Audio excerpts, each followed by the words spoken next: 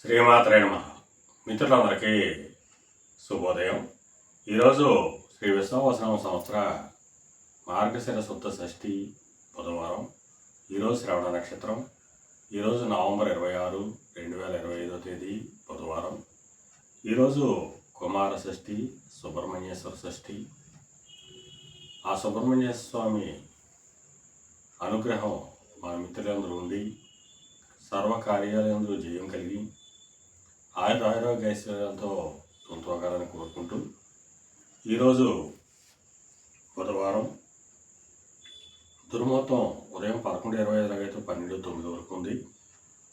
వజ్రం రాత్రి 2:06 3:44 వరకు కూడా వజ్రం ఇవ్వడం జరిగింది. ఈరోజు పంచాంగరీత్యా ఈ రకమైనటువంటి ఫలితాలు వచ్చేస్తున్నాయి. అలాగే ఈరోజు శ్రవణ నక్షత్రం.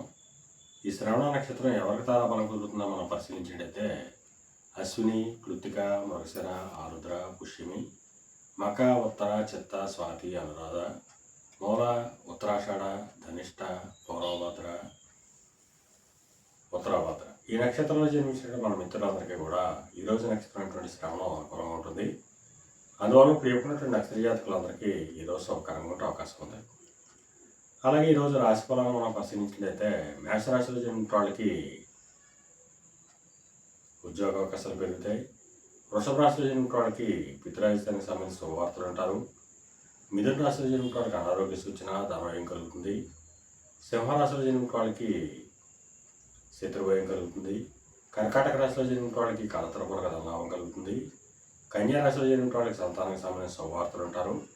తులారాశిలో జన్మించిన వాళ్ళకి ఆకస్మిక ప్రయాణాలు చేయాల్సిన అవసరం ఉంటుంది. వృశ్చిక రాశిలో జన్మించిన వాళ్ళకి పరాక్రమంతో ఆదాయాలు ఏర్పడతాయి. ధనురాశిలో జన్మించిన వాళ్ళకి ధనాదాయం వృద్ధి చెందుతుంది.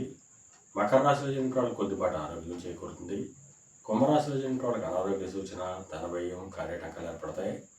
మేన రాశిలో జన్మించిన వాళ్ళకి చేసేటువంటి వ్యాపారాలు లాభసాటిగా సాగుతాయి. ఈరోజు ద్వాదశ రాశి యొక్క ఫలితాలు ఈ రకంగా తెలియజేయడం జరిగింది. అలాగే ఈరోజు సముద్రయానం చేసిన వాళ్ళకి కానీ, సముద్రోత్పత్తి క్రయ విక్రయాలు చేసిన వాళ్ళకి కానీ, వస్త్ర వ్యాపారాలకు కానీ శుభకరంగా ఉండే అవకాశం ఉంది. అలాగే సమస్త వ్యాపార రంగంలో ఉన్న వాళ్ళకి కూడా శుభకరంగా ఉండే అవకాశం ఉంది. అలాగే ఈరోజు మార్గశిర శుద్ధ షష్ఠి. దీన్నే మనం కుమార షష్ఠిగా, సుబ్రహ్మణ్య షష్ఠిగా జరుపుకుంటాం. అందువల్ల మన మిత్రులందరూ కూడా యథాశక్తి ఆ సుబ్రహ్మణ్య స్వామిని ఆరాధించి ఆరోగ్య ఐశ్వర్యాలతో తొలతోగాలని, నేను నిత్యం ఆరాధించే ఆ లలితాదేవి వారి యొక్క కరుణా కటాక్షాలు ఎల్లవేళ మీ ఉండాలని కోరుకుంటూ మీ పెదబాబు సిద్ధాంతి కొలాల మామిడాడు.